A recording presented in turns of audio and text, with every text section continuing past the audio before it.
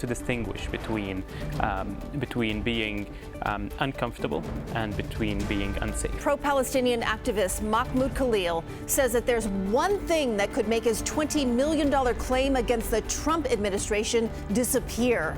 Good evening. I'm Christine Johnson. Khalil claims that he was falsely imprisoned and maliciously prosecuted.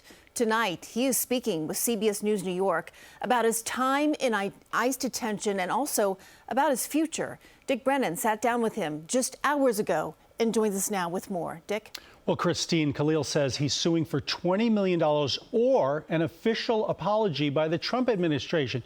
He says he's suing for time he can't get back, including the birth of his child. And he described conditions in a Louisiana detention center.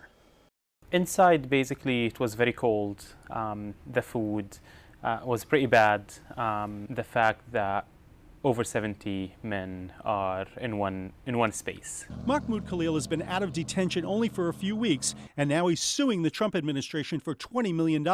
He says to hold them accountable. They've misrepresented my statements or what I did, and they have to pay for that. Khalil is a green card holder who was detained for more than 3 months while the Trump administration pushed to have him deported. If you tell us when you apply for your visa, and by the way, I intend to come to your country as a student and rile up all kinds of anti-Jewish student, anti-Semitic activities. I intend to shut down your universities. If you told us all these things when you applied for a visa, we would deny your visa. In his claim, Khalil alleges false arrest, malicious prosecution, and intentional infliction of emotional distress. But the Trump administration called Khalil's claims absurd and said it was Khalil who terrorized Jewish students on campus, condemning what they described as his hateful behavior and rhetoric. And you say? I say, show us the evidence. The Trump administration has failed to present any evidence. The Columbia graduate was front and center at many pro-Palestinian demonstrations on campus.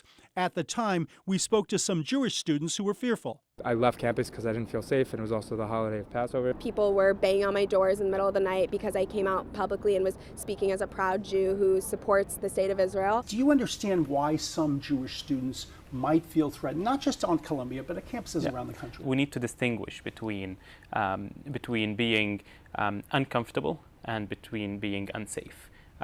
So there should be a distinction between these two. I can understand how these protests may make someone uncomfortable, hearing that your country or a country that you support is committing a genocide. I can understand that, but feelings are not facts. Israel and its supporters angrily denounced charges that it's committing genocide. From the river to the sea! We also asked Khalil about the use of the phrases "from the river to the sea" and "globalize the Intifada."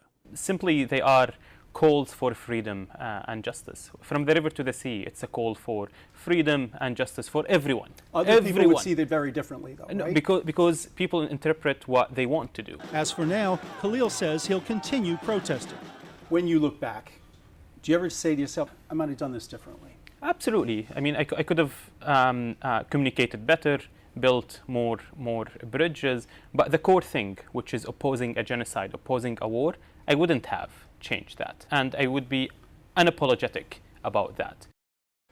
Khalil now faces new allegations of misrepresenting personal details on his green card application, which he says is baseless, and the case continues to wind through the immigration court system. Christine. All right, Dick, thank you for that. We have been following the developments in Mahmoud Khalil's case since it began, and you can find all of our reporting at cbsnewyork.com.